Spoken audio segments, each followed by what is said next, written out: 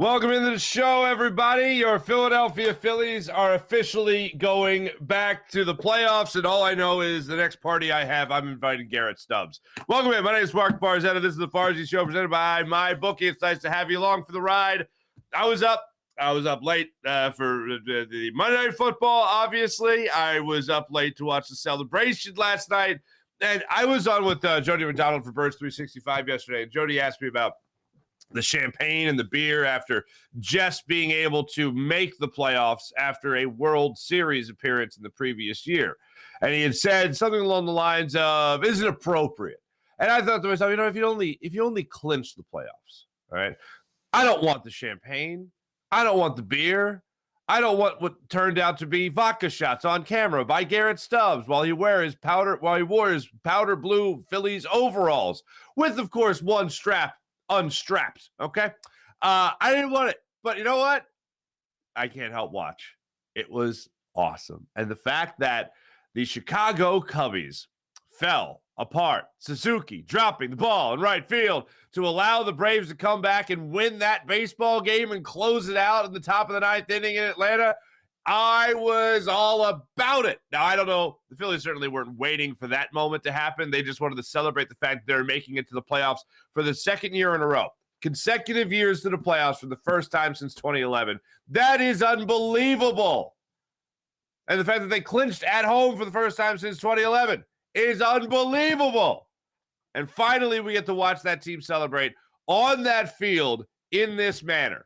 Because last year, you remember, they were in Houston. I remember what stuck out to me last year was Jose Alvarado addressing the media after the game, talking, I think it was Tom McCarthy in the clubhouse, about how much this meant to him and fighting back, going to the minors, coming back up, being a dominant pitcher. And then yesterday, you hear very few words from Nick Castellanos.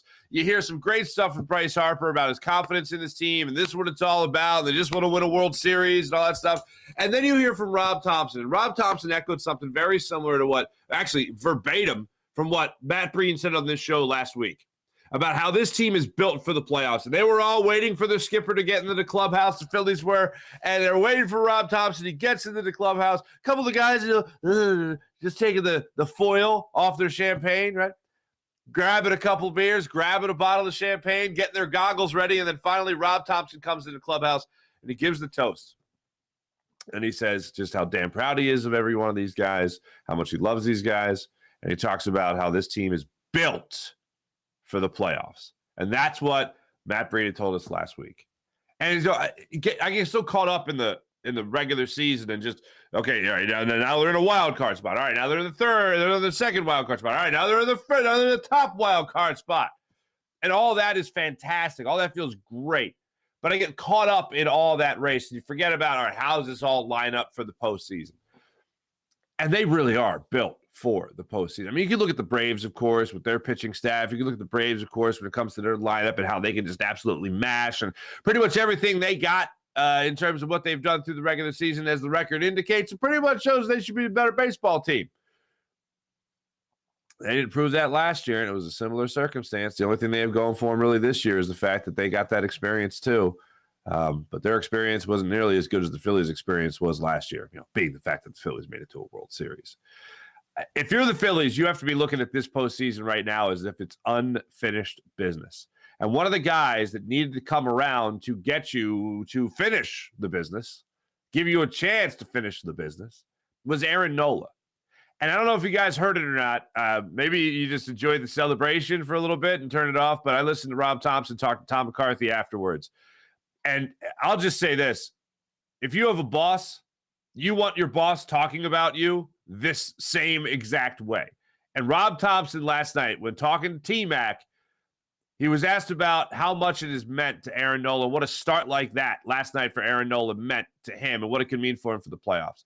And Rob Thompson, with all the celebrating going on around him, Rob Thompson looked T-Mac dead in the eyes and then us at home in the camera and gave a beautiful ode to Aaron Nola and what he means to this team going forward. And he said, I know he's had his ups and downs. I know he's had his struggles. But this year, Aaron Nola is a big game pitcher. And I got all the faith in the world and all the confidence in the world. When he needs to take the ball, he's going to take the ball and he's going to deliver. And I'm looking at Aaron Nola's ERA. This is the worst. It's like his second year in the majors. And I'm watching the year that he had this year and how it pales in comparison to last year. Any other year he's competed for a Cy Young Award. Competed for a Cy Young Award. And it looks nothing like it. The struggles galore. I've said it throughout the entire season. You're talking about a guy making 6 innings, eating innings, a guy that's supposed to be an ace, a guy that was supposed to sign a big contract before this year, and it just didn't work out. Talk about all that. And he hasn't looked like it, even a little bit. But you talk about all that, and guess what? All that goes away in the postseason because all that stuff doesn't matter anymore. If there's motivation other than the idea of a guy winning a World Series, which seems to be pretty good motivation, if you were to have as much confidence in Rob Thompson, in Aaron Nola, then here's what you have to believe. You have to believe that there is some proverbial switch that can be flipped for the postseason. And if you're looking for reason to believe in Aaron Nola, well, let's put it to you like this. All right. And I know his last 3 starts haven't been miraculous. Okay. It's not like every single one of them has been 8 innings, shutout innings. You know what I mean? It's not like that. But his first of the last 3 starts, 4 2/3, 2 runs. His start between last night and that one, 6 innings, 2 runs. His start last night, 6 innings, 1 run. 6 innings, 6 2/3, 1 run. That is the best stretch he has had this season of making appearances, 3 consecutive, of not allowing more than 2 runs in any of those starts. He hasn't done that. Like, think about this, okay? He hasn't done that all year. 3 straight starts, albeit one he didn't even qualify for the win. It was only 4 2/3 innings. But the last 3 starts, he hasn't done it all season. He's had 2 starts consecutively of 7 innings and not allowing more than 2 runs. That's pretty damn good. He had 4 of those last year. And he did it all in the month of June, which is pretty spectacular. This time around, if you're looking for a reason for Aaron Nola, whether or not he's figured it out, then you can look at overall the confidence his manager has in him. You can also look at the idea that he comes out here now having his 3 best starts of the season, 3 most consistent starts of the season, all together. And now he's going into the postseason with that. And then let's go beyond the white lines for a second here. If you can flip that switch, he's going to make himself some money.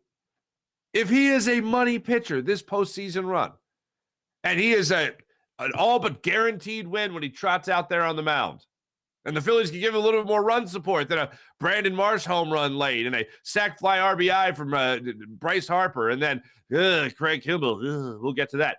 But if he gets a little support, and he goes out there and he really wants that big contract at the end of the year, and he wants a chance to come back to Philadelphia, and he wants to work it out, make yourself worth it. And there's no better way to do that than pitching in the postseason and dominating in the postseason.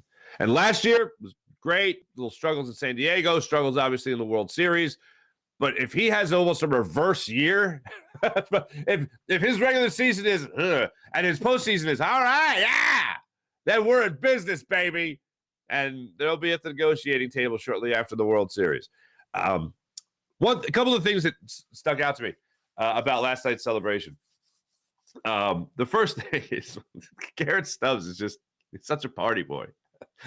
The friend of the show, Garrett Stubbs. I'll have to reach out to him again, see if we can get him on the show between now and the start of the playoffs. But watching him celebrate last night, first thing, one, I've never seen a guy take a shot of vodka right there live on camera. I'm sorry, tequila, right there live on camera. And I was listening to Michael B because I, of course, did the Jacob Media Fighting's post-game show. And then I wanted to go back and I wanted to watch the locker room stuff. So I got done. I had a DVR and went back and watched it. And I just looking at Garrett Stubbs. And I'm seeing it while doing the post-game show last night. I'm seeing Garrett Stubbs is just the best. Garrett Stubbs is amazing. I love Stubber, right? And all that stuff. And I'm like, this is amazing. What is Stubbs doing? So I go back and I watch. He's got the blue overalls on. He's got the powder blue overalls on. One strap unstrapped. He's got a bottle of tequila in his hand, and my hear Michael Barkhead and Ricky Metallico and Ben Davis, Ruben Morrow Jr., I think it was last night, say, well, what is that? What has he got there? And I'm like, that's vodka. That's tequila. He's got tequila in his hands right now. Is he doing a tequila shot? Did he bring tequila? And then I looked at their little countertop they have in the middle of their clubhouse, and it was like all liquors. And I went, damn, all right, let's party. And it's literally they have a close-up of Garrett Stubbs. He just pours himself a tequila shot, and throws it back. And then afterwards, he's doing the interview with Tom McCarthy, and T-Mac says, hey, by the way, are you playing tomorrow? And he goes, I'm pretty sure JT's going to have the day off. And one other thing that I saw that I've never seen before. Two things, actually. One was the families. The families were all waiting outside the dugout. And I know players have come out and like said hi before.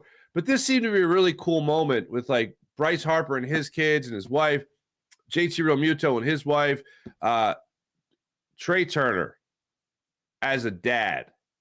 Oh, hello everyone on the podcast. Let me talk to the dads for a second here.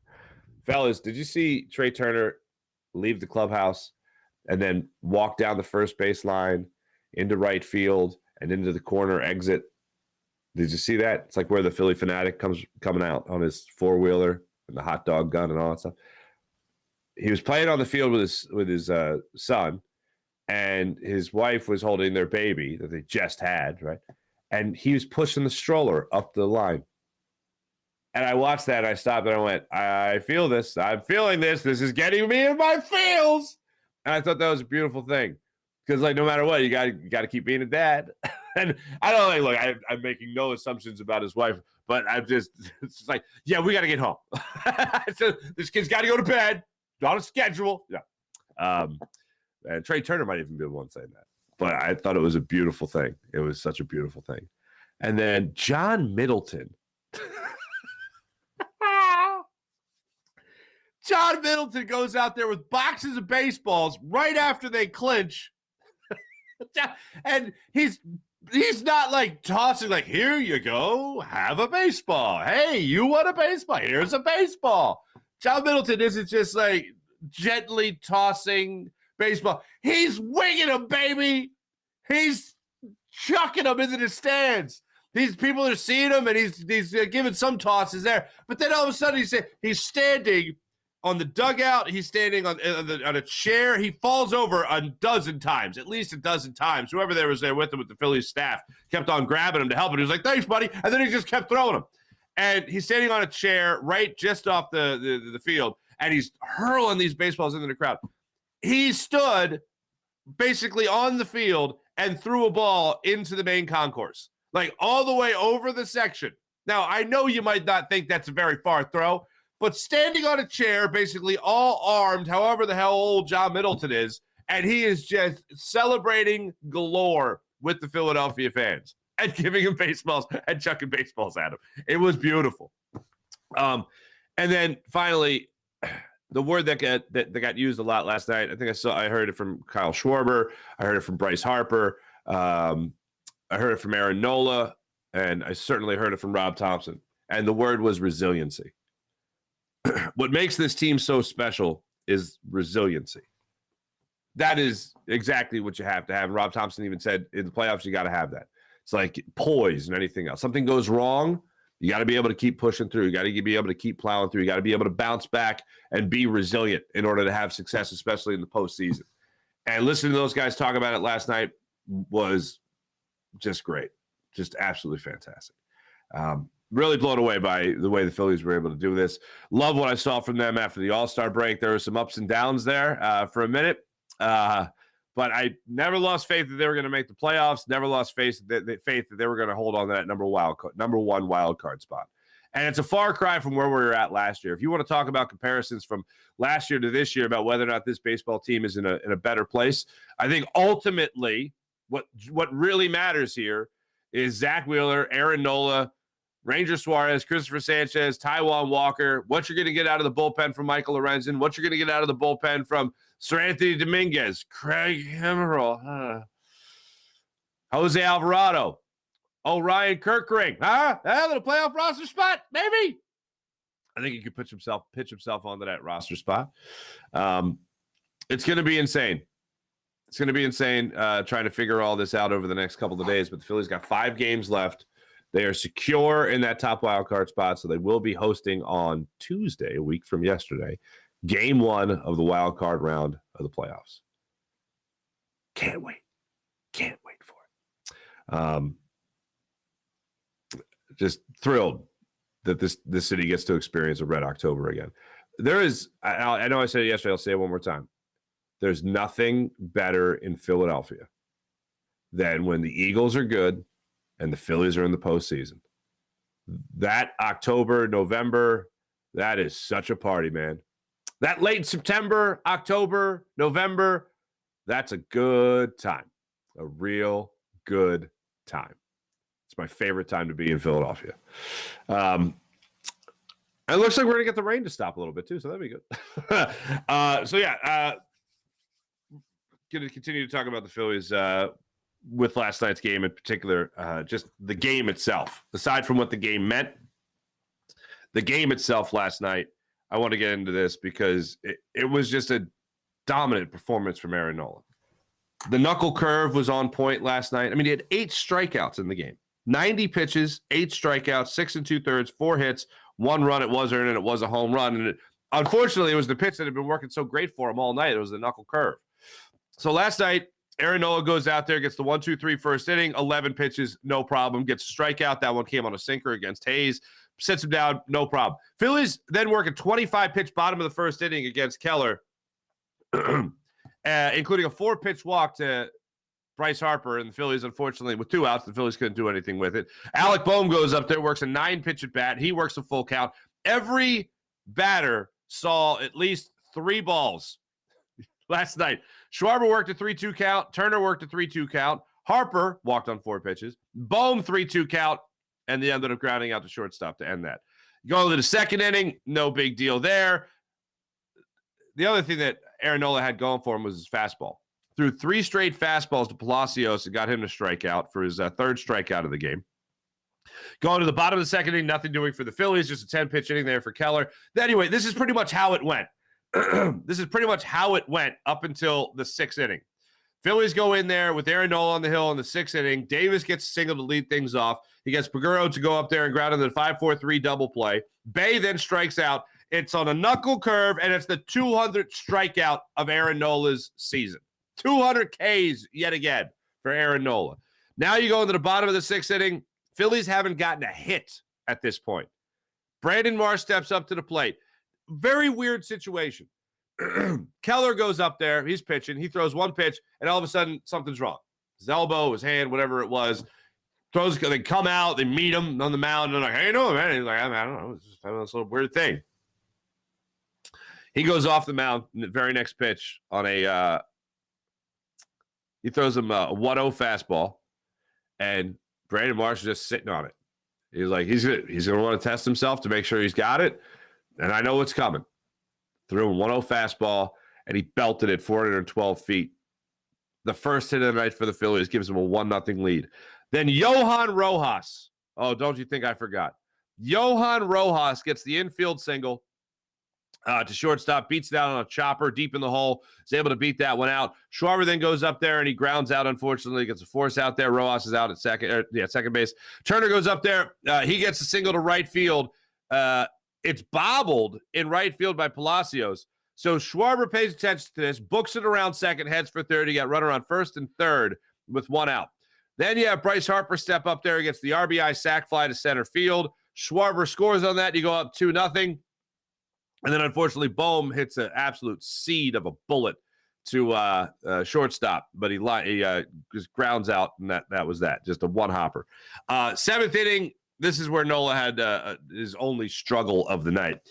Reynolds goes up there, and unfortunately, Nola just hung a knuckle curve. It was the only one he really hung last night, and Reynolds just blasted it 431 feet to center field. Then Hayes comes up there. He gets him to strike out. Suzuki goes up there. He gets the infield single to third. And then Triolo strikes out for his 8th and final strikeout. That was on 3 pitches. He got him on a knuckle curve, so he went right back to it. Nola goes out. Strom comes in. I don't know if it was part of the plan, and I was listening to Rob Thompson after the game. I don't know if it was part of the plan, but without saying it, it sounded like it was part of the plan to, A, get Nola out of there when he was at 90 pitches with the playoffs right around the corner. Feeling good about himself, 3 straight solid starts from him. And then on top of it, get the ovation. And Nola even tipped his cap to the crowd, which you don't see all too often. But he gets a beautiful ovation after going 6 2/3 with 1 run and 8 Ks last night. 90 pitches in the effort. He's in line to get the win. Store that away for a second. So I don't know if it was part of the plan, but it sounded like it was part of the plan to get Nola out of there and get him a standing ovation without it being in between innings or him walking off the mound and the fans not sure whether or not this is the last time they're going to see him during the regular season. But it was a great moment. Absolutely great moment. Great and greater that it was 6 2/3 1 run, because we've been waiting for that from Aaron Nola for a minute. And also great that he got to get that warm ovation from the crowd right before the playoffs start. Love that. So then Strahm comes in, and he just handles his business. They pinch hit for Palacios. They send up Connor Joe. And speaking of bullets, he lines out to Alec Boehm at third, and that could have been trouble, but Boehm handled it, and they get out of that inning. Going to the 7th inning, nothing doing there for the Phillies, unfortunately. Going to the 8th inning, Craig Kimbrell. Oh, shoot. Yeah, so it's 2-1 game going to the 8th inning. Craig Kimbrell just doesn't look like himself, folks. Was it now 6 of the last 14? See if I can find this real quick. I thought I had it right here on my notes. I do not, so I apologize. But looking at the Phillies this year, especially recently with the bullpen, they have left a lot to be desired, to say the absolute least, especially Craig Kimbrell. Sir Anthony Dominguez is leaking gas here at the end of the season. Craig Kimbrell is certainly struggling to end his season. I don't know what this means for the team going forward, but 17, it means concern. It means worries. And somebody always asks me in the chat, I think it's Jason A in the chat, always asks me about this Phillies team and what it means to have worry, like who you're most worried about with this Phillies squad going into the playoffs. And I'm like, I'm still concerned about Aaron Nola, although he makes me feel better with how he's pitched recently. But after that, it's Craig Kimbrell. I mean, there's the bullpen in general, with the exception of Jeff Hoffman, we'll get to him in a second, and Jose Alvarado. But Sir Anthony Dominguez, Craig Kimbrell, a lot of concerns. But 7 times in the last 16 games now, the Phillies have allowed a game-tying or go-ahead run in the 8th inning or later. That's from Corey Simon, NBC Sports Philadelphia. That's not good. I don't like that. Got to settle that down before you get into the postseason, baby. Please settle it down as soon as humanly possible. And Dominguez has been a big part of that. Kimbrell's been a big part of that. So going to this 8th inning, Kimbrell gets the ball as the setup man in this case. Gets Rodriguez a strikeout, gets him on a 95-mile-per-hour fastball. He got 1 away. Davis then steps up to the plate. Davis does not have a lot of home runs, okay? Davis has, he's not exactly what you'd call a power hitter.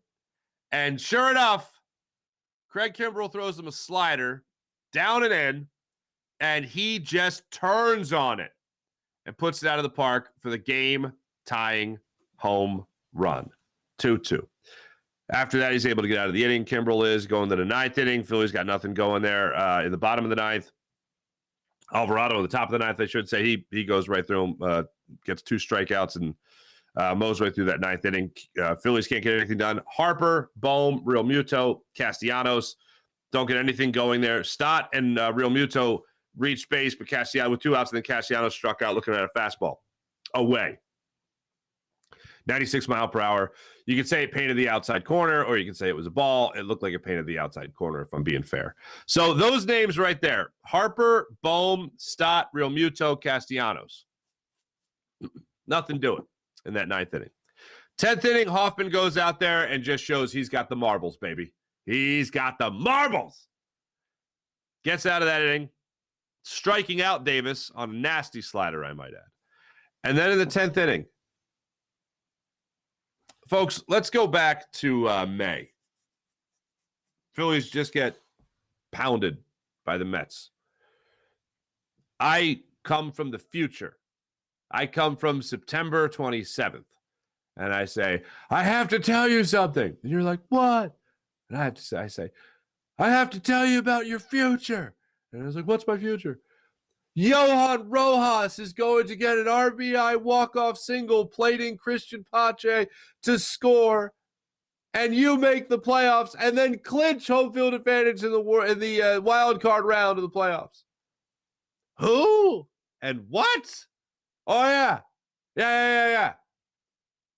Johan Rojas is going to be the hero of the 2023 regular season and seal the deal for you to not only make it into the playoffs, but with a little air in Atlanta with the Cubbies, he's also going to give you home field advantage in the first round of the playoffs. So we'll start off with the playoffs at home.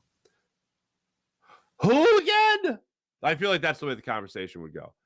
But everyone to a man, Bryson Stott especially in the clubhouse last night, talked about how this team, you never know who's going to be the guy that's going to step up. Yeah, sure, you have your healthy dose of Bryce Harper and Kyle Schwarber and Nick Castellanos and maybe a little JT Realmuto sprinkled in there and Trey Turner, of course. All these guys. Who's going to be the hero? Anybody. Who was the hero last night? Johan Rojas. Now, unfortunately, because of Craig Kimbrell last night, you weren't able to get the win for Aaron Nola. But all in all, I just thought it was picture perfect. Johan Rojas getting the playoff clinching hit just showed you how deep this team is.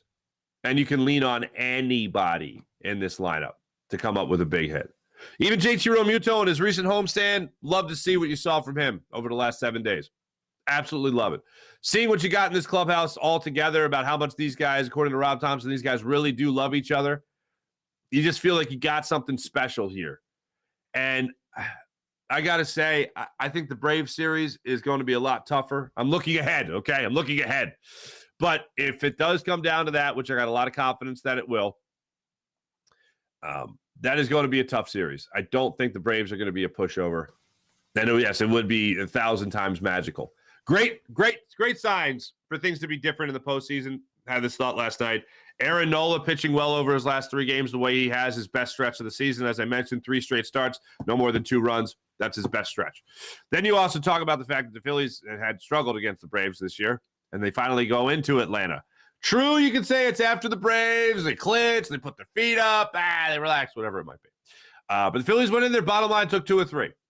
Anytime you're on the field with that jersey, anytime you're on the field with that A in that font on the cap, and you win 2 or 3, you win the series, that's a good thing. That's a great thing. That's going to be great for the psyche. Just like Aaron Nola pitching well right before the playoffs, it's got to be good for the psyche and the confidence. And just like the Phillies, the last time I saw the Braves, you know what they were doing? They were beating the Braves. I'm here for it. I'm here for every second of it. So Phillies, now this is wild. I'm doing the post game last night, and I'm trying to follow what's going on in the first off, like an idiot. I'm following what the Cardinals are doing. Thinking the Cardinals need to win. And I'm like, okay, the Cardinals are winning, so this is good. And they're like, no, hold on a second. No, we need the Cardinals to lose, but we need the Cubs to lose as well. And the Cubs were losing. Excuse me, the Cubs were winning 5. Cubs were winning 6-5 in the 8th inning. And I don't have a TV. As you guys know, I moved to the new house in January, and I haven't had time to put a TV in the office. All right. A lot of other things around the house we need to get done. So I haven't put a TV in the office yet. So it's not like I have a TV to watch in the office. And I'm like, oh, wow. Okay, yeah, watch this. What's going on? So I literally, like 2006 style, have Gamecast going on ESPN. All right. This is like somebody who has never hooked up his video game system to the internet. All right. Which is also me, for the record. So anyway, I'm a boomer at heart, ladies and gentlemen. I'm a boomer at heart. So I start doing play-by-play on the Fightins postgame show. We got about 5 minutes left in the About It show that we normally do. I go an extra 15 minutes. That's not to mean I'm a warrior. I'm not bragging, okay? I did what I had to do to serve the people, because that's ultimately my job. And I'm following it, and it's 6-5 Cubs, and I'm like, all right. And I'm just seeing the red dot pop up. Here's a strike. I'm an amazing play-by-play person. And because it's the Cubs, I throw in a little Will Ferrell, Harry Carey, low it away to Swanson. Anyway, so I'm watching it and I'm following it, and I go, hold on, guys. And I go back to the chat. I come back, and I go, oh, my God. The Braves took the lead.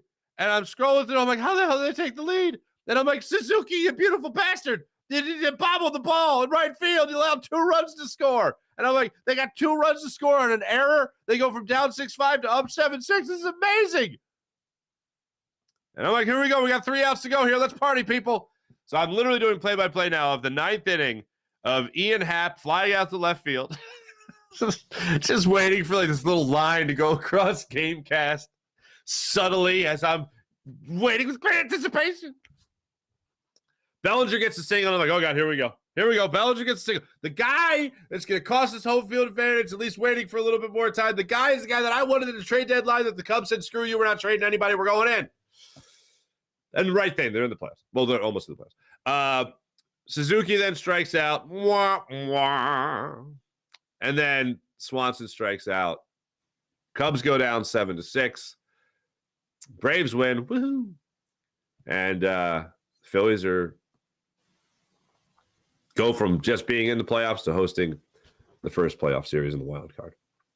I thought it would have been awesome if in the clubhouse last night they all would have just stood there watching the Cubs game, Cubs and Braves. Could you imagine if that's what they were doing last night? The explosion that would have been. Don't get me wrong. I enjoyed the hell out of the party last night. And watching it and seeing those guys have fun. And again, Garrett Stubbs with the tequila, that'll be in my brain for a long time. But as the Phillies would have been watching that Braves-Cubs game, which was on TBS, the explosion that would have happened on Suzuki's error would have been amazing. Oh, I live for those moments. That would have been absolutely fantastic. And unfortunately, it just wasn't meant to be that way. But they're already celebrating, so who's complaining? I'm certainly not. And one thing, aside from Garrett Stubbs and the tequila, the other thing I just won't get out of my head is John Middleton hurling baseballs at fans while they were just sitting there trying to embrace the moment of baseball for the Phillies, of course. As for the rest of the series, a lot of guys are going to get days off. Here's what I want to see between now and the next 5 games. Here's what I see between now and the start of the playoffs. To wind down the season, as many guys to give days off to as possible. That goes without saying. But if I had to really put because you can't sit everybody down. But JT Realmuto is a given, no doubt about that. The other thing Rod Thompson did say is party hard tonight, show up late tomorrow. You don't really ever hear that. So I would assume Garrett Stubbs, yes, is behind the plate tomorrow. But if I had to really give a rest to one guy in particular, it would be Bryson Stott. The numbers for Bryson Stott haven't been exactly favorable recently, and I think he could certainly benefit from a break. Last night, came up into the ball game. I mentioned it. He was able to come up and get a hit in that 9th inning to try to get something going. It was a 2-out hit. Realmuto then worked that walk, but I got every bit of confidence in Stott as a great hitter, and I think he will go on and have a great career. And he has shown that he can flash some leather there at second base as well. So I'm all for Bryson Stott, but he just to me looks like a guy that could use a break. We're seeing him swing earlier in counts. We're not used to seeing him do that. We're not seeing the 2-strike longevity that we have seen him have really throughout the season. He just looks to me to be a guy that is in great use of a break. So that's one guy that I would sit. A guy that I wouldn't mind seeing play more, and he's played a lot this season. And I'd like to see a guy like this really get to that 20 home run mark. And it's not so much what it would mean for the team, but it's just what it would mean for him. And you guys know I've said this really for the last couple of weeks here. Alec Bohm. When Alec Bohm got to 15 home runs in late August, I said, all right, let's get 5 more. And I always say it with the caveat that I know there's like 100 guys in Major League Baseball to hit 20 home runs, so it's not that special. But for Alec Bohm, a guy on the upswing, a guy getting to, I think, his real prime years of baseball, and he's in them now, but in terms of like the real huge statistical numbers, I think he's on the rise to get to a 20 home run season. If he can get in the last 5 games 1 more home run, I think that would be phenomenal for that guy's confidence. And whatever happens in the playoffs, when he looks back on this year, he'll see the 20 home run season and go, all right, trending in the right direction. So I'd love to see that for Alec Boehm. Love to see rest for Bryson Stott. Love to see a couple of opportunities there for Alec Boehm to be able to hit that 20th home run, and I think Rob Thompson's going to give him those opportunities. Obviously, you want to see a guy like JT Realmuto rested more. Bryce Harper, you want to see rested, of course. Interesting scenario. But before I get to that, one more thing I want to see. Orion Kerkering. I want to see Orion Kerkering pitching as much as humanly possible in these games. I want to see him out there in the 8th inning, the 9th inning. I want to see him in that situation while you're resting Jose Alvarado and you're resting. Oh, yeah, Craig Kimbrell doesn't touch baseball for the rest of the season. Craig Kimbrell, you are donezo for the rest of the season. You go into the playoffs, they're not going to not have Craig Kimbrell pitch in the playoffs. That's going to happen. Oh, yeah, we shut him down for the last 5 games of the season, and, it's a reset button. We give him a week off, so they should be well rested and ready to go. That'll be what we experience. But this gives a great opportunity.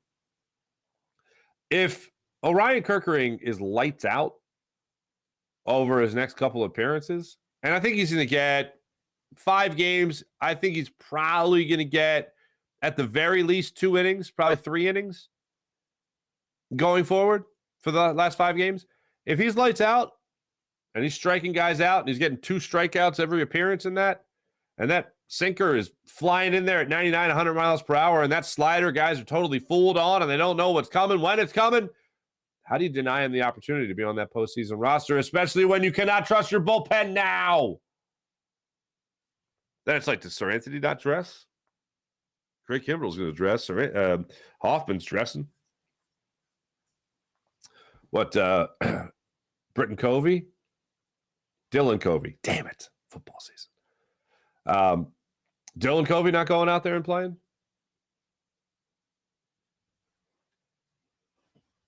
I'm fine with it. I'll have a guy like Kerkering out there in the bullpen to help things out. Yeah, why not, man? Why not? You're also going to have Michael Lorenzen out there. You could have Christopher Sanchez out there. You could have Ranger Suarez. But you're going to have those guys on the playoff roster. Taijuan Walker as well. It's going to be pretty wild. Going forward when it comes to all that.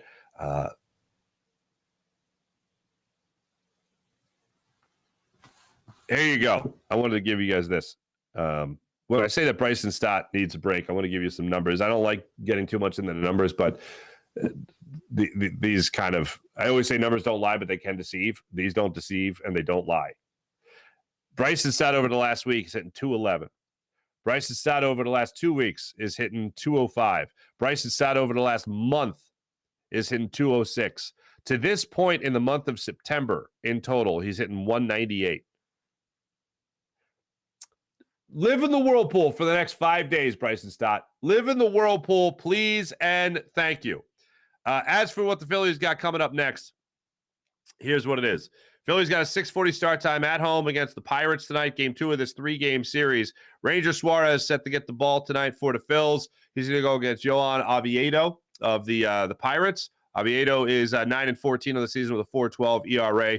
Ranger Suarez 4-6 with a 3.89 ERA. Suarez got hit a little bit in that last start there against the New York Mets. Gave up a home run. He did go 6 2/3, allowing 4 runs on 5 hits. But his previous start against St. Louis, he went 6 innings, allowing 1 run. Looked a lot more like Ranger Suarez as of late than he has since prior to coming back from that injury. So hopefully everything settles down for him, and he'll be good to go for the postseason. And I'd love to see one more solid performance from Ranger Suarez before the postseason gets underway, and have that all start off tonight, of course. One last thing on Alec Boehm and what he's been bringing to the table for the Phillies so far. As a cleanup hitter for you, he's obviously worked out. Nick Castellanos being down in the order has obviously worked out. And this seems to be something the Phillies are going to be sticking with. I originally thought that if there's going to be one guy that Rob Thompson was going to tinker with in this lineup, it was going to be Alec Boehm and Nick Castellanos before the playoffs. But as of right now, it doesn't seem like you're going to be moving anybody. Alec Boehm, listen to this for a second. He hit 280 last year with a 315 on base percentage. This year, he's hit 277 with a 332 on base percentage. And that's defensively bouncing back and forth between first base, and third base. And this year, a career high 19 home runs after hitting 13 last year. He's also slugging compared to 398 last year. He's now slugging 439 this year with an OPS of 770. It was 713 last year. Love to see that from Alec Bowman. As far as his recent splits go, overall, the month of September doesn't look spectacular, but 280 over his last 7 days. I'll certainly take that. The on-base percentage you want to see go up a little bit as well. But Phillies back at it tonight, 6:40 start time, and I'll be with you guys in the Jacob Fightins post-game show after the game, of course. Before I get to the chat check, I do want to talk about your Philadelphia Eagles. A couple of the storylines that came out of the game from yesterday and kind of where we sit right now. DeAndre Swift, I feel like what a lot of people kind of missed yesterday and kind of seeing people's reactions to the game, scrolling and reading some stories was like, it's a good thing that late in that game, Kenny Gainwell was getting touches. I saw some people take that, I thought, very wrong in that, oh, look, they just have to get Kenny Gainwell carry. I need more DeAndre Swift. Game's in hand, baby. If you're getting carries at the end of a game where you're up 2 touchdowns, that means you're killing time, man. That just means you're killing time. That's all that means. So for anyone saying, why are they forcing Kenny Gainwell to get carries? You should be happy about that because they're making the right decision. Would you rather DeAndre Swift just keep trucking along after the game's in hand and he looks like to be the guy that's going to be your featured back? No, I don't. I'm not doing that. I'm keeping him as fresh as humanly possible. Now, the other thing is, you want to get Kenny Gainwell. You do want to get Kenny Gainwell touches. You want to get him going. You would like to have the opportunity to have 2 running backs that look pretty damn good. That's why you didn't see Rashad Penny go in there at the end of the game to kill time. And he looked like he really wanted to go out there. And good for him. He wants to play. I like a football player that wants to play. I don't like the football players that don't want to play. So I don't hold that against Rashad Penny. But they're not at the point of the season where they're just going to be like, all right, try anybody. No, they still want to get Kenny Gainwell going after he's only played 1 game to that point in the season. So I saw some people say, like, kind of take that the wrong way. There's not a competition at this point. Now, if DeAndre Swift ends up hitting a bit of a wall, then yeah, we'll talk about a legit competition. But right now, at this given moment, the Eagles have done a great job of positioning themselves for this exact case.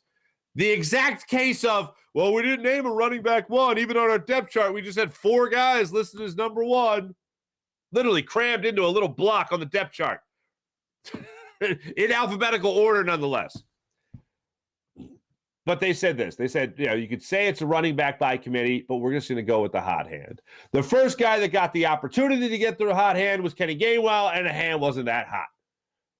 Then he misses game 2 with the rib injury, and DeAndre Swift jumps all over that opportunity. Again, it's still mind-blowing to me. 1 carry week 1. He's the second leading rusher in the NFL. What? So that's one thing I wanted to get out of the way. Just people's reactions to that with Kenny Gainwell getting a lot of late carries. No. Not a big deal. Not a big deal at all. The other thing is Jalen Hurts. After watching the extended game highlights again yesterday, the thing that just continues to be so amazing about yesterday's performance. Now, this is where, again, the numbers don't lie, but they definitely deceive. I thought Monday night was his best game. Best game in a brief amount of time, brief season. The thing that really sticks out to me, the poise in the pocket, in particular to the 2 throws to Olamide Zaccheaus. It's only 3 games, but every year you kind of look for things to say, oh, wow, that's what I didn't see that from him last year. I just saw Jalen Hurts. And he hasn't been a starter for 10 years in the NFL, and he hasn't been in the league for 10 years. So you're still learning things about him. But to see him kind of take those progressions, see him survey the field the way he did on both those throws, see him avoid pressure and not run, particularly the touchdown throw where he stood in the pocket like a statue and just trusted his protection. 6 seconds. They gave him all the protection in the world. So even more of a hat tip to the offensive line. But just evaluating Jalen Hurts' performance in that moment, there's not too many instances where you saw him look that cool in the pocket. He just stood there, man, surveying the field, seeing what they were about to give him, taking what they gave him. Touchdown Eagles. I remember last year, we didn't have to wait long with the first game of the season and seeing, what is Jalen Hurts worked on? What is Southern California is really working on his mechanics, working on his accuracy. I'm like, all right, let's see it. First game of the season, you saw it. It's like, oh, wow, I didn't see that much from Jalen Hurts in first year as a starter. If he does this in the second year as a starter, some good things are going to happen for the Eagles. Oh, they went to a Super Bowl. And he was in the MVP running, obviously. So in game 3 of this season, against Tampa Bay Buccaneers, what really jumped out to me was just his poise in the pocket. There was the miscommunication. I don't put that interception on him. I think Swift ran the wrong route, so there's definitely miscommunication there. The interception that was deep, he took a shot. I still didn't like it. If he takes that shot in the first half, I don't have a problem with it in the first half. Second half, you're up at that point 20-3. I said this yesterday, but I had an issue with that. There's like 3 minutes left to go in the third quarter. You didn't need to do it. You had the whole field to go. You're running the football well. Taking that shot I thought was unnecessary. I didn't like the decision. He took it. It didn't work out. It happens. You still had enough room. But just the overall decision to do it, didn't like it. But I don't hold it against him like it's some horrible watermark for the season or anything like that. So it is what it is. I didn't like it, but it's not an end-all, be-all. Overall, his performance yesterday I thought was his best performance of the season.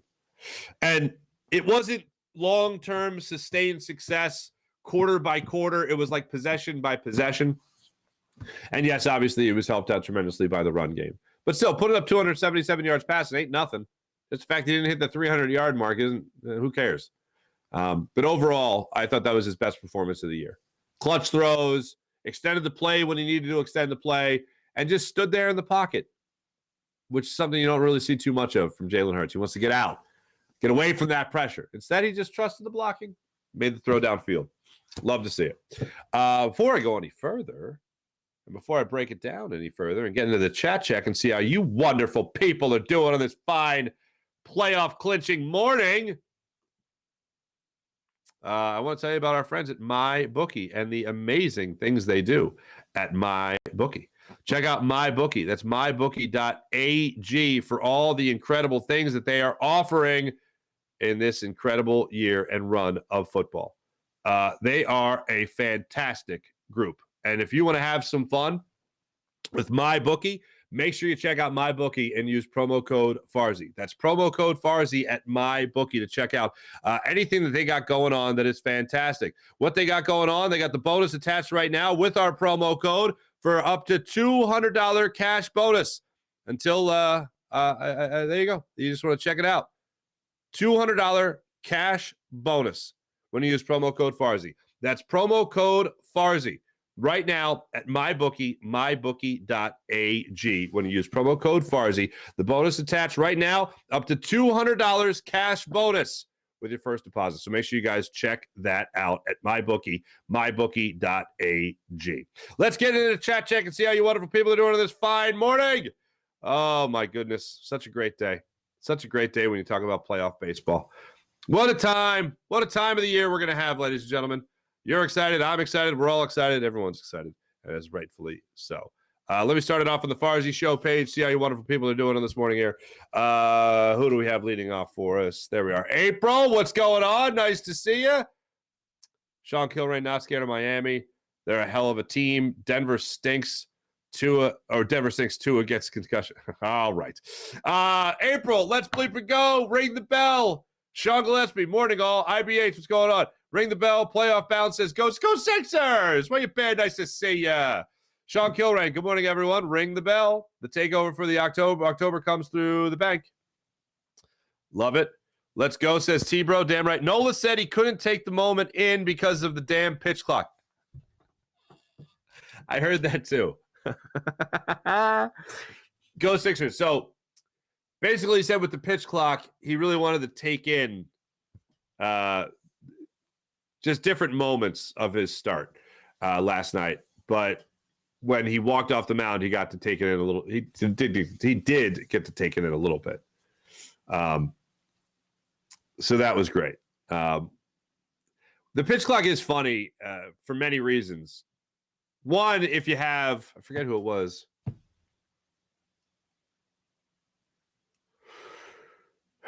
Oh, it was the Phillies. I believe that, did they put in the special request when Bryce Harper came back for him to get an ovation? I know it's happened in Major League Baseball this year where they granted special, hey, look, this guy's coming back. I know they didn't allow extra time for him to put on his elbow brace at first base, which is Bush League, but whatever. It's great. I overall like the pitch clock, but it does maybe rob a moment or two that could be special. But Rob Thompson taking Nola out to at least walk off to that ovation, he got to at least take a little bit of that in. But no, I did see that. You're right. You're right. Go Sixers. Truth teller, what's going on? Ring the bell. Sean Kilrain. Kimbrel really knows how to poop the bed. Literally, you agree? Well, literally might be unfair. No. He just looks cooked. He didn't get rocked. He didn't give up like 5 hits, and he didn't like walk in a run. But that pitch that he gave to Davis was down and in, and Davis put a great swing on it. He really did. But the fact that it's happened so often with Kimbrel is a bad sign. It's a very bad sign. And I don't know where you go from here. Here's where I know they are going to go, but I don't know what they do other than give him rest to try to work it out. But as much as I'd love to say he's going to bounce back, I don't see any signs of that happening. There may be the opportunity there for the Phillies to go and just shut him. There's the opportunity there for the Phillies to just go and shut him down. And I'd love to see it. And I think that's what they'll end up doing. But then that means the last thing he's done is give up a home run. That ain't a great thing. You want to get that taste out of your mouth. So I'm going to go ahead and assume that he's going to pitch at some point in the next 5 days. I think that's a pretty safe bet. But yeah, 2 home runs in his last 2 outings. That's not exactly a guy you're relying on to get shut down innings there. 4 hits in his last 3 outings. That doesn't sound like a lot, but for a guy that was lights out pretty much most of the year, back-to-back blown saves, that's no bueno. Don't like that. Let me get back over here to Farzy Show. Who's scared of the Dolphins? Game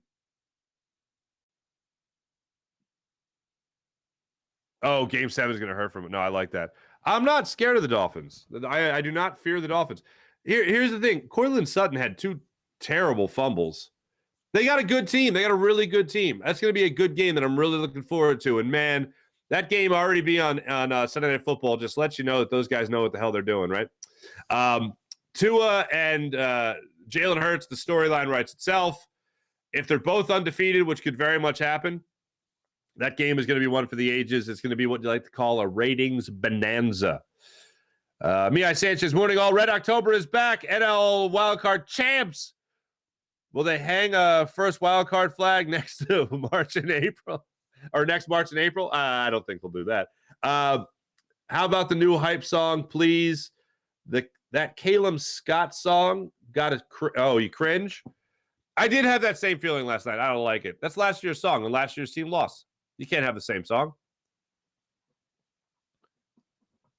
April, if the bullpen puts it together, this team will cruise. I concur.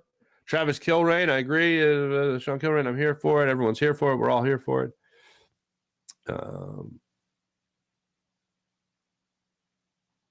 Yes, no, Sean Kilrain, that was great. I did mention that. The whoever it was from the staff, John Middleton fell multiple times. Okay, I shouldn't say fell. He slipped multiple times, lost his balance, caught himself, and then the staff member just grabbed him by the back of the pants, back of the shirt, whatever he could grab a hold of to make sure he stood up as he was throwing baseballs at everybody. IBH, once the game was in hand, resting Swift was the right move. Totally agree. Sean Kilrain's not afraid of Miami. We're no one's afraid of Miami. Bronco country, let's roll. Sean Gillespie, I totally forgot about that. That is fantastic. All right, over on the Jacob Media YouTube channel now. What's going on, everybody, over here at Jacob Media Sports? Farzy can't bench the bar. Are you worried about a quick series with the Diamondbacks? No. Am I worried? Nola Gem? Absolutely. I like that it'll be 5 against the Braves, though. Again, repeat of last year. I hope so. I'd love to see that. Farzy can't bench the bar. Middleton dressed like he was in Margaritaville. I'm going to tell you this right now. I told you guys about golfing at the Barcan Golf not tournament, invitational. And the guys I golfed with, great bunch of guys. And one of the guys asked me, who's my favorite interview? And I said, John Middleton. I said Franco Harris was great. I interviewed Paulie Shore once. He was wild. That was a fun interview. But probably like the moment I go back to of any interview I've ever done is when just after the Eagles won the Super Bowl, John Middleton was at the Super Bowl. I was at spring training. I was interviewing him on the radio, and I think it was John Brazier of the Phillies said, hey, he was at the Super Bowl, so you could ask him about, the whole experience. And I was like, hell yeah. So John Middleton obviously grew up here. He's a big Eagles fan, big fan of Philadelphia sports in general. So I just said, hey, John, let me get your account of the Phillies special. And John Middleton, ladies and gentlemen, did a beautiful tribute to not just the play, but gave play-by-play and literally like blow-by-blow reaction to everything that happened in his mind while that play was taking place on the field. And he was like, okay, all right, wait, what's Nick doing? What's going on here? Wait, hold on a second. What's Corey Clement doing? Corey Clement's giving it to Trey Burton. Trey Burton's going to throw it. Trey Burton's going to throw it to Nick. Nick, like an egg. It's like an egg, Nick. Soft chance, touchdown. Yeah! And this billionaire, John Middleton, is losing his mind like I'm talking to some guy on a step down South Philly. And I thought that was the coolest thing. And that's how I see John Middleton forever since that moment. I always thought since Mike Sealski put out the story about I want my bleeping trophy back, that guy was there. And the fact that wasn't a public thing. The fact that there wasn't many people in the clubhouse anymore when they lost in 2009 to the Yankees, and Ryan Howard was at his locker, and John Middleton went up to check on him and just say, hey, how's it going? And Middleton and Howard's like, yeah, it sucks, man. And Middleton just goes, hey, man, I want my bleeping trophy back. And that story then caught wildfire. And I thought, that's a real guy, because that's not something that he's mugging for the cameras. That's something that was a personal moment that Mike Sealski happened to grab at the right time, to be right place, right time type of situation.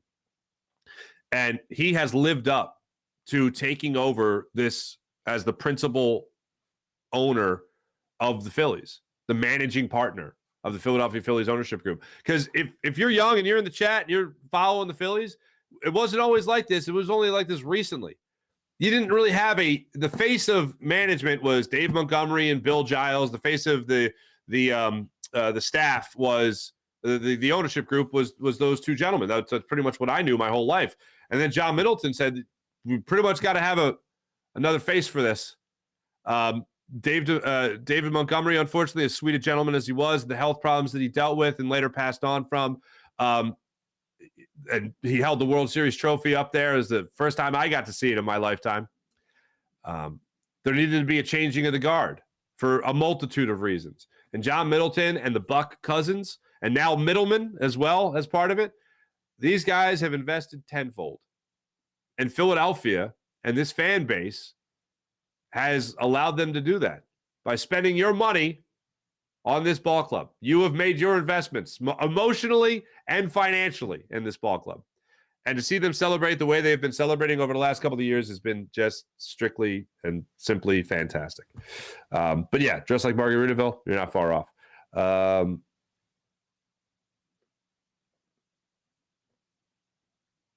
That's what we say to Farzy when he attempts the bar. Be resilient. Justin R., what's going on? I'm worried about Craig. I don't feel comfortable. Craig uncomfortable. Nobody's comfortable. President, Mr. President, hello. I'm Jill's husband. Jill is a big Phillies fan. She would like to see the bullpen rotation be only Soto, Hoffman, Alvarado, Strahm, and then Sir Anthony and Kimbrel, second tier. How about Kirkring? Huh? Orion Kirkring? By the way, Orion, if you're Orion, then your celebration has to be, like the arrow, right? Anyone? Constellations? No? Okay. Anyway. Martin, the bullpen is your biggest concern going 3 games with Arizona?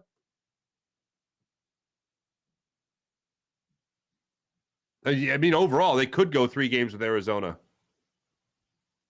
And Arizona, yeah. The bullpen's biggest concern. Farzy, Big T, what's up? Farzy, national media talking heads like Nick Wright are poo-pooing the tush push and saying the Niners and Dolphins are a tier above the Eagles. Hey, look, I understand how you can say the Dolphins are. They just scored 70 points, so I'm not making that argument when I can see it. The Niners. I understand the record, 3-0. Okay, but don't you have to go back to the proof being in the pudding? Didn't the Eagles beat the 49ers? And yeah, you can tell me that was last year, but a lot of the same players in this movie, a lot of the same cast members. I'm going to go ahead and take the Eagles over the 49ers. So the Dolphins, I concede. There's no argument to be had there. That argument will be settled in week 6. So it's not that far along. Wildebeest Davenport, City Brown should play the slot. I agree with you. The problem is injuries at the safety position. You might need him to stay there. That's his home. I think it'll be easier. Look, I think the guy could play slot. I think the guy could play safety. I think the guy could play linebacker if you wanted him to. He's that. Yeah, whatever you need, coach. He's that kind of guy, But when I look at the rest of this roster, I think it's easier for them to fill the slot position than it is for them to fill the safety position. Well, here's what I also know. James Bradbury, I'm good. Just stay on the outside, please. Just stay on the outside. That's why. It's not a slight to him that he sucks at the slot. People are acting like the Eagles gave up 500 yards passing, and that's just not the case. Mike Evans had 60 receiving yards. That's a pretty good night when you can hold him to that. D-backs are a terrible road team. Even Gallen is pretty bad on the road. Babs, what's up, Babs? How you doing? I'm not concerned. I want to make this clear. Who was it that just asked me this? Martin. Bullpen biggest concern going 3 games with Arizona. My biggest concern is that they could go 3 games because of the bullpen. You could pitch great, and then your bullpen blows, and then you blow the game. That's the way it goes. I don't think that's going to happen. I think the Phillies are going to win, so I'm not concerned about the first round of the playoffs. But I'm concerned about the bullpen in the playoffs. That's where I'm at.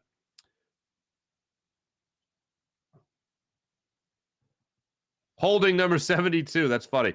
I think the Cubs are actively trying to go to Milwaukee instead of Philly. Suzuki, could be. Adam Hurley, what's up? How you doing? Just himself again.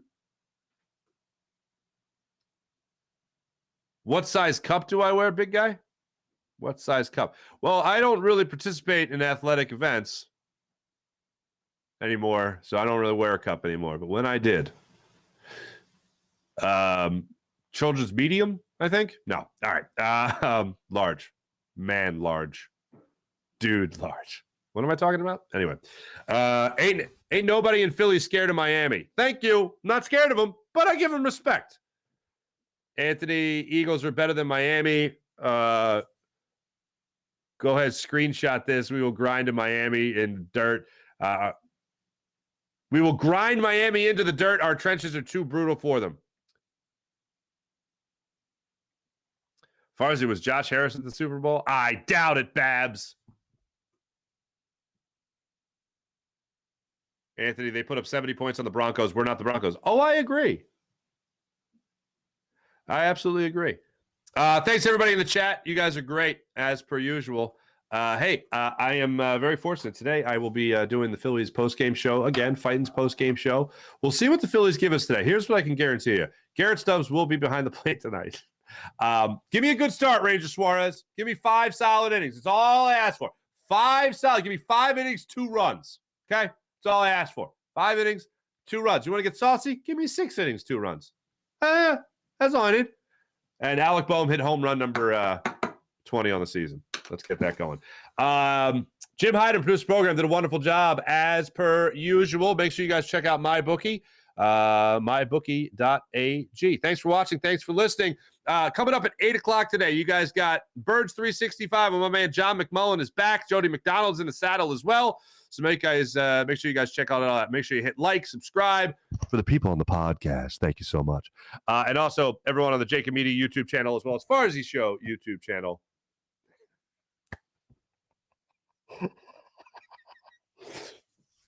Sean Gillespie, constellation joke, nerd. It's gotta be. Anyway, have a great rest of your day, everybody. See you guys tonight, hopefully after another Phillies win. Let's get to what, 90 wins on the season? Let's get 20. Here's what I want, 90 wins on the season at least, and I want 20 home runs for Alec Boehm.